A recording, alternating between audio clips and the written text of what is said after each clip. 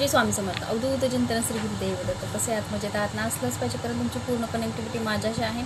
तर आताची एनर्जी जी आपण चेक करणार आहे ती मार्च महिन्यासाठी असणार आहे. मेष राशीसाठी मार्च महिना कसा आहे किंवा काय एनर्जी आहे लव्ह रिलेशनसाठी, तुमच्या ग्रोथसाठी किंवा येणाऱ्या काही गोष्टी तुमच्या होणार असतील कंप्लीट, त्यासाठी काय गोष्टी होत असतात तुमच्यासाठी, किंवा तुमच्या लाईफमध्ये आता कोणत्या गोष्टी सुरू आहेत.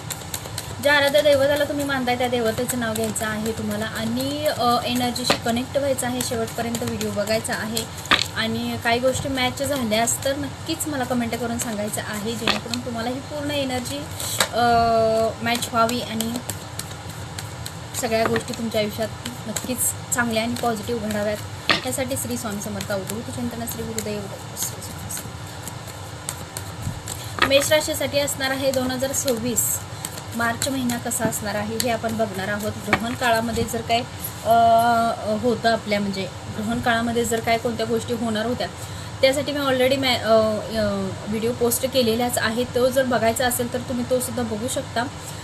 पण आता हे महिन्यासाठी आहे. ह्या महिन्यामध्ये कोणती एनर्जी तुमच्यासाठी लागू होताना दिसत आहे हे आपण आता बघणार आहोत.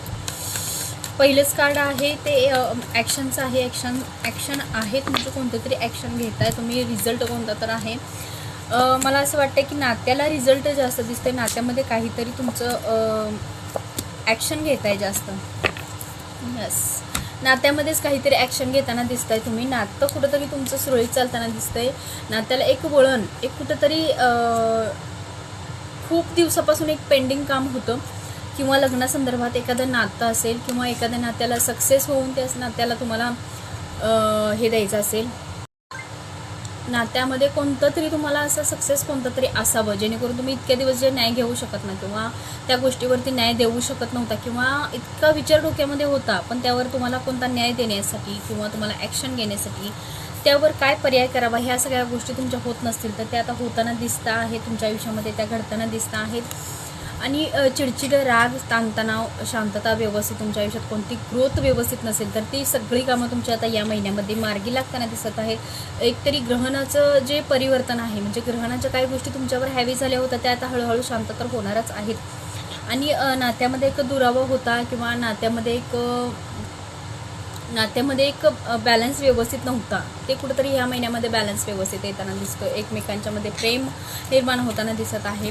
आर्थिक नुकसान जर होत असेल, एखादं ड्रीम असेल तुमचं कंप्लीट होत नसेल तर ते या महिन्यामध्ये कंप्लीट होताना दिसत आहे. सक्सेस आहे सगळं. पण मेष राशीसाठी सुद्धा थोडंसं ह्या महिन्यामध्ये अशा काही गोष्टी आहेत ज्या अडथळा निर्माण होतं. हे बघा, असं पण नसतं की मेष राशी सगळ्या तुमच्या आहे, म्हणजे जन्मतारखेवरून सुद्धा असतं की जन्मतारखेवरून प्रत्येकाच्या आयुष्यात प्रॉब्लेम जो काय आहे तो वेगळा वेगळा होत राहतो. त्याच संदर्भात तुमच्या आयुष्यात सुद्धा एक ब्रह्मांडाचं एक कवच निर्माण झालेलं आहे आणि त्या कवचामध्ये तुम्ही सुरक्षित आहात. तुमचं जे कार्य आहे ते सुद्धा चांगल्या पद्धतीचं होत असतं आणि झालेलं आहे आणि निष्पन्न होणार आहे या महिन्यामध्ये. इथून पुढे जरी म्हणाल तर ते होताना दिसत आहे. तर अजूनही बघूया एनर्जी काय असणार आहे तुमच्यासाठी. श्री स्वामी समर्थ अवधूत चिंतन श्री गुरुदेव दत्त. बघा, ब्लॅक मॅजिकसुद्धा असू शकतं किंवा तुमच्यावरती ब्लॅक एनर्जी असू शकते. कोणत्या गोष्टींमधून कोणत्या नजरदृष्टीची एनर्जी जास्त दिसत आहे मला, कारण तुम्हाला नजरदृष्टी जास्त होते आहे. कोणत्याही गोष्टीतून तुमचं काम अडथळा होत असेल तर नक्कीच नजरदृष्टीचं सुद्धा इथं थोडासा प्रॉब्लेम दिसत आहे. तर त्यासाठी मला असं वाटतं की खरंच तुम्हाला हा प्रॉब्लेम होत असेल नजरदृष्टीचा जास्त, तर नक्कीच तुम्हाला काळा धागा हातामध्ये बांधायचा आहे, उजव्या हातामध्ये बांधायचा आहे आणि तो दर महिन्याला आपल्यावरून उतरवून टाकून द्यायचा आहे किंवा जाळून टाकला तरी चालेल, कारण तो नजरदृष्टीला चांगला असतो. 7 फेऱ्या हातावरती घालायच्या.